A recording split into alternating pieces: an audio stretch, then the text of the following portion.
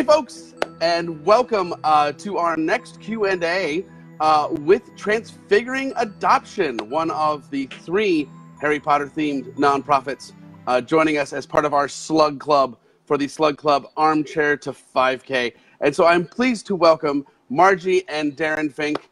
Greetings. Greetings. Hey, Brian. Good to see everyone.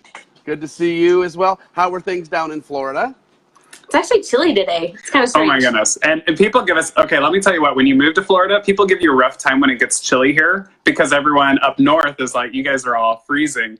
And when it gets... We're in the 60s and we feel like we're like... It's bad. Really cold. It's bad. Like, I actually... the sea breeze or something. I don't know. The humidity. Yeah, I just took my hoodie off. I just took my hoodie off so you guys could see some of my Ravenclaw shirt. But like, yeah, it's yeah.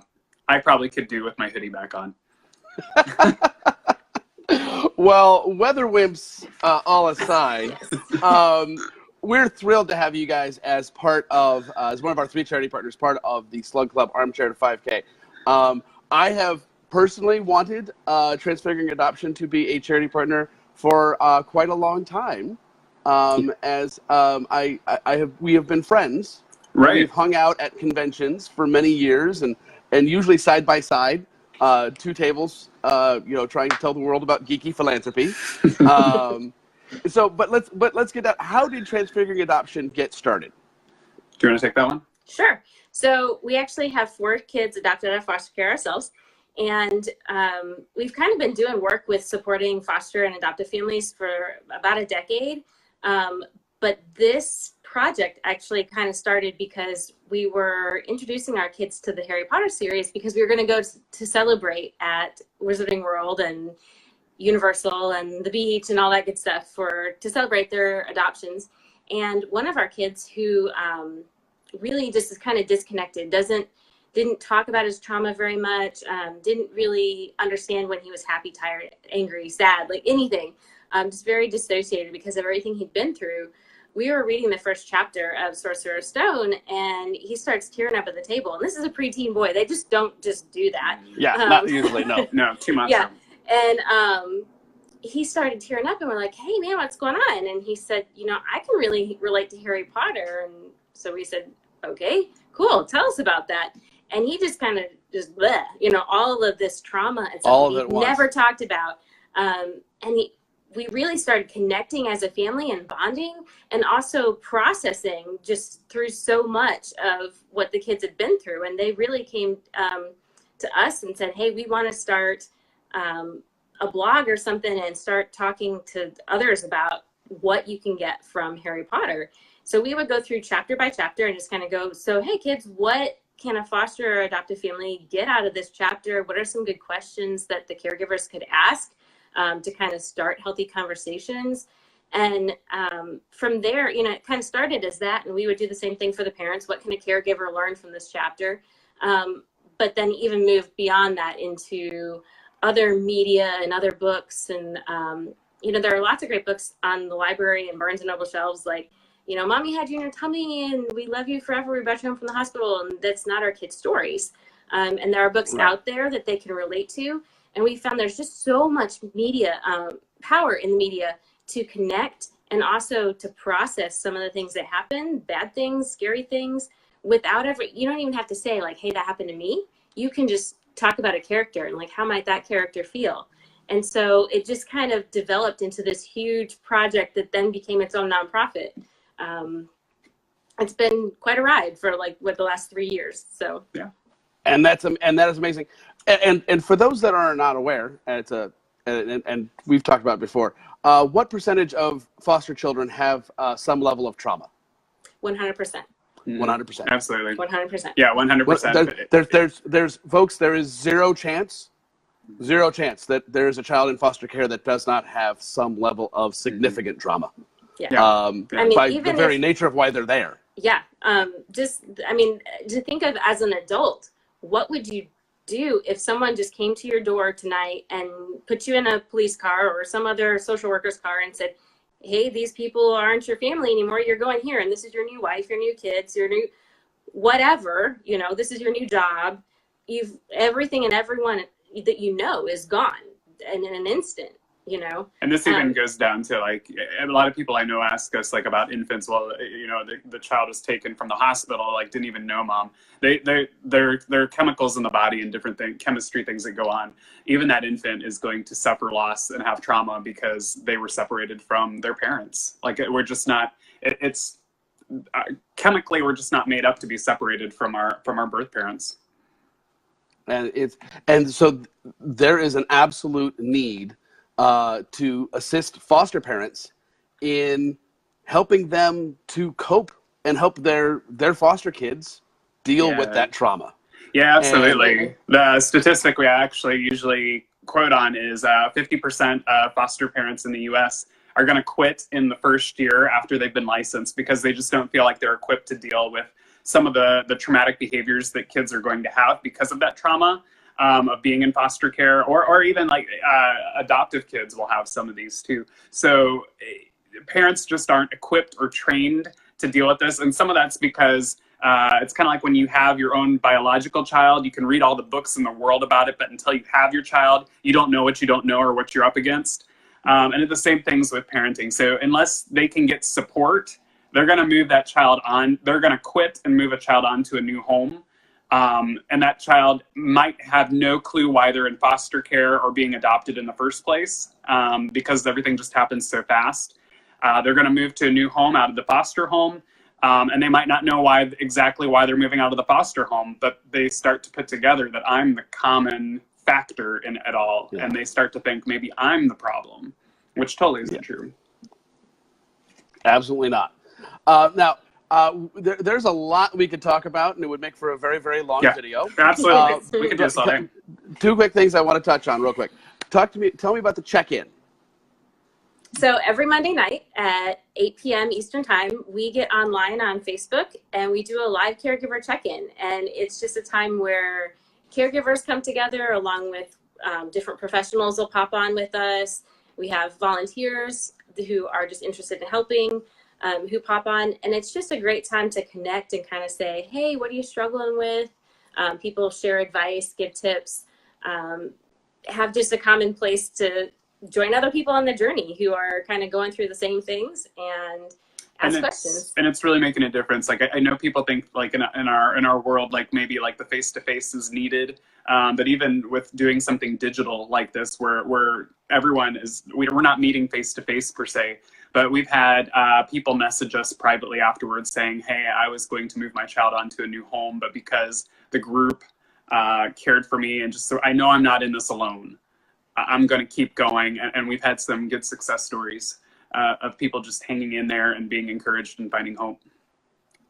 And that's amazing. And that those moments where you have literally changed a life for the better and brought community to that person, to those people, that's an amazing moment. Absolutely. And so the next thing I want to talk to you about is because of what we're doing here with the Slug Club Armchair to 5K. Can you please tell me about licking toads? Absolutely. So you're talking about the Dipsy toad. The Dipsy toad. Folks, that's a great name. It's a Dipsy toad. So with the 5K, it comes, there's some scary things. So with the 5K, we're going to be, it's going to be helping us to illustrate and publish our book called A Guide to Magical Creatures Around Your Home. It's a playful engagement guide for foster and adoptive families specifically, but any family that likes to have fun.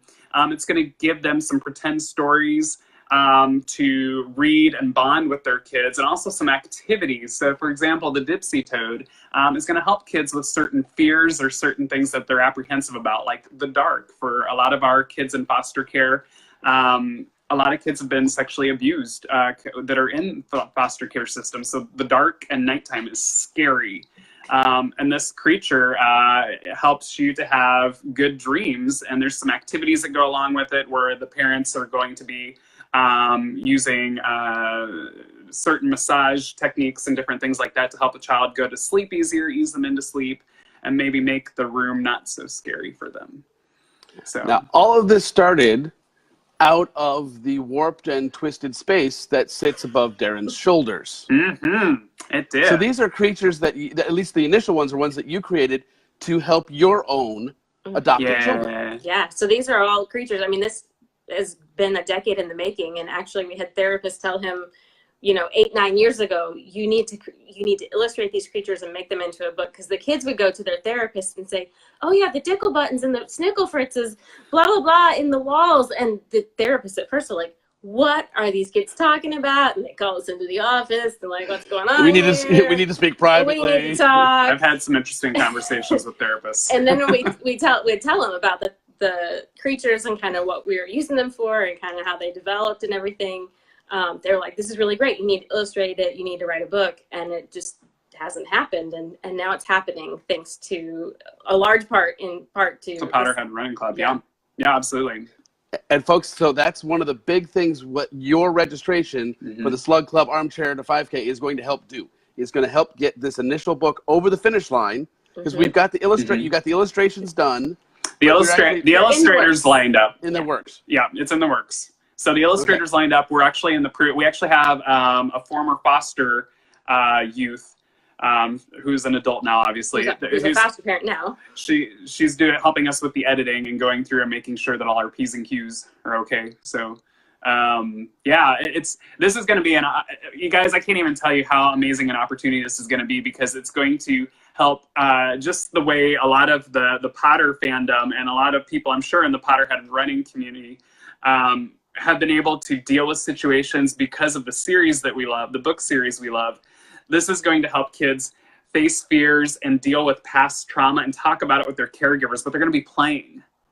Like, they're not going to be like saying, hey, let's deal with the sexual abuse that happened in your past. There are going to be stories and games that kind of bring up some of the topics maybe, or that help them deal with some of the things surrounding that. So it's going to be a lot of the Potter fandom fun that we've all come to enjoy, but we're going to be tackling some serious issues and helping some kids lifelong succeed. And that is awesome. So and I've been saying this, I'm talking about this with all of our Slug Club members. We all read the same 7 books. We all saw the same, now I think it's 10 movies now, but we all came away with different inspirations. And for you guys, it was don't be a Dursley. Is that it? Kind of in a nutshell. It began with, The interesting thing is the more that we get at this, at the beginning, I would say don't be a Dursley. Absolutely, be more Hagrid. But the more that I've read the books and I've talked with other people, I think I have an interesting twist on it, where I think educate the Dursleys, because I think a lot of the problem with their bad parenting is they were scared of what they did, because we get scared of what we don't understand or we don't know.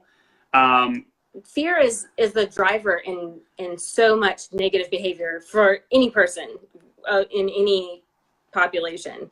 And so I think they were so scared of so much of the magical community, and they weren't educated, they weren't properly trained, and they didn't know what to do with this traumatized child. So, I mean, there are moments where I kind of feel for them. We're both Ravenclaws too, so education just seems the answer to everything. So no, that was an actually spectacular answer, and a great way to end the Q&A, guys. Thank you so much for your friendship and your fandom over the years that we've known each other personally, but for what you're doing for foster families and what you're doing for not just the foster kids, but the caregivers. Which is desperately needed. So if any of you are foster parents, caregivers out there, make sure that you're following Transfiguring Adoption on Facebook and go into the Monday night check-ins. That's a good thing for you to do. It's a free resource for you to take advantage of. And go to the Transfiguring Adoption website and get those resources to help yourself. And sign up for the Slug Club Armchair to 5K. Yes, let's do this, you guys. Let's get that book published, and you guys will be providing some free copies of the book and kits to foster families. Yeah, for all the activities that go along with the book, we're going to provide the supplies for those. And that's awesome. So again, thank you guys so much for joining me for the Q&A, and all of you, go sign up, get your shirt. Yes. Thanks, you guys. Let's finish this last week strong. You guys are awesome. Thank you so much. Brian, say hey to Don for us. Thank you, community, so much. All right. Bye. Have a great night, guys. Bye. Thanks. Bye.